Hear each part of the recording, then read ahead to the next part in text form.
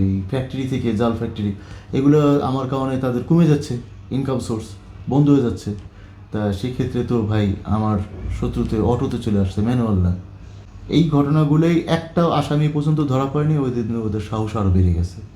ভালো মন্দ মিলেই সব কিছু, অবশ্যই ভালো মানুষ আছে, তাই স্থানীয় যারা আছে তারপরে সরকারেরও দৃষ্টি আকর্ষণ করছে যাতে আমাদেরকে সাহায্য করে। আমি দেশের প্রধানমন্ত্রী, সরকারি দল, বিরোধী দল, সুশীল সমাজের সবাই সহ আমি সাংবাদিক মহল, আমার ভাই ব্রাদার, বন্ধুবান্ধব, কলিগ যারাই আছেন, সাধারণ জনগণ প্রত্যেকের উদ্দেশ্যেই আমি বলি আমার বিচার পাওয়ার জন্য প্রশাসনিক কর্মকর্তা, বাংলাদেশে আইজি, টিআইজি এবং ফরিদপুরে যারা আছে প্রশাসনিক কর্মকর্তা, এরা যাতে আমার বিচার পেতে সাহায্য করে এবং আমার বাসায় যেতে আমাকে আমাকে ব্যবস্থা করে সেই দিকে আমি এমন বিচার পাই এবং আসামিগুলো ধরা পায়।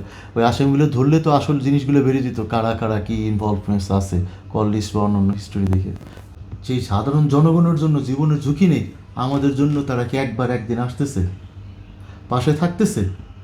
আমাদের দেখেন আমাদের কি আমাদের মানে একজনের কি পরিমাণ পরিশ্রম স্ট্রাগল করতে হয়, কিন্তু সাধারণ মানুষ কিন্তু বুঝে না। আমি আমার পরিস্থিতি দেখে আমি অবশ্যই আপনাদের সবাই সকল সাংবাদিক ভাইদের বলবো ফোন দিলে যায়েন না। পুরো বর্তমান সে চালাই যেতেছে সব কিছু। 2-3 দিন আগেও একজনের কাছ থেকে মোটা অঙ্কের টাকা নিয়ে আসছে সুমন নামে, টিবি হাসপাতালে।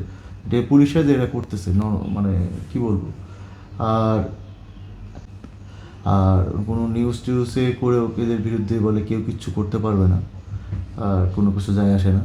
কারণ থানা পুলিশ এবং কিছু হলুদ সাংবাদিক এবং অর্থনৈতিক বড় শিল্প উদ্যোক্তা বা মালু মাফিয়া এরা আছে, তাদের সাপোর্ট টিভি এইভাবে আর কি পার পেয়ে যাচ্ছে। আমি নিজের বাস্তব অভিজ্ঞতা থেকে বলতেছি। হয়তো আমি যদি ফোনটা রিপ্লাই করে আর একটু বুঝে শুনে বা করতাম, আপনারা ফোন দিলে তাৎক্ষণিকভাবে যায় না। আর সবচেয়ে বড় কথা কি, আমরা তারা হিসাব করে ওই হলুদ সাংবাদিকতা করে, সাংবাদিকতা করে যারা, তাদের প্যাটার্নে চিন্তা ভাবনা করে। আর এখন তো এটা মানে ভুয়া ভুয়া ভালো সাংবাদিক, রানিং সাংবাদিক তারে ভুয়া সাংবাদিক বানায় গায়ে হাত দিতেছে, মারতেছে বা বিভিন্ন ব্লেম দিয়ে দিচ্ছে। আমরা মনে করি সাংবাদিকদের আগে ইউনাইটেড হওয়া উচিত। সরকারের কাছ থেকে আমাদের বিভিন্ন ফ্যাসিলিটি এবং সেগুলো দাবি আমাদের মানে যেগুলো মানে নৈতিকভাবে ন্যায্য সেগুলো আদায় করা উচিত।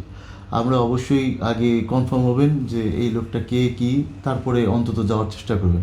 কারণ এখন বেশিরভাগই সংবাদ ক্ষেত্রে বা অন্য ক্ষেত্রে হিসাব না করে গেলে ট্রাফে পড়ার, আর বর্তমান দেশের অবস্থা যা, তা ট্রাফে পড়ার সম্ভাবনা নাই। সেভিংস ছিল, আমাদের ব্যবসার টাকা ছিল, ওগুলো দিয়ে চলছে।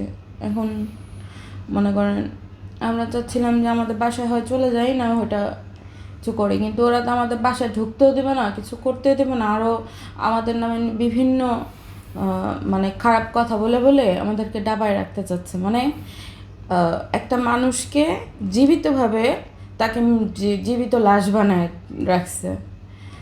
তো যারা অন্যায়কারী তারাই আবার হুমকি দিচ্ছে। তো এর বিচার কি আমি শুধু আপনাদের মাধ্যমে জানতে চাই। প্রশাসনের কারণ ওই যে আমার সততা, ও জায়গায় জায়গায় আমার সততায় হইতেছে মেন ইটাই। আমি কম্প্রোমাইজ করিনি। আমি যদি লিগেল ওয়ে যদি আমি তাদের খবর পাই বা তাদের ইসে হয় তা আমি করবো। আর সবচাইতে বড় কথা, এটা বড় কথা না, বড় কথা তাদের টাকা দিয়ে কিনে রাখছে ভাই।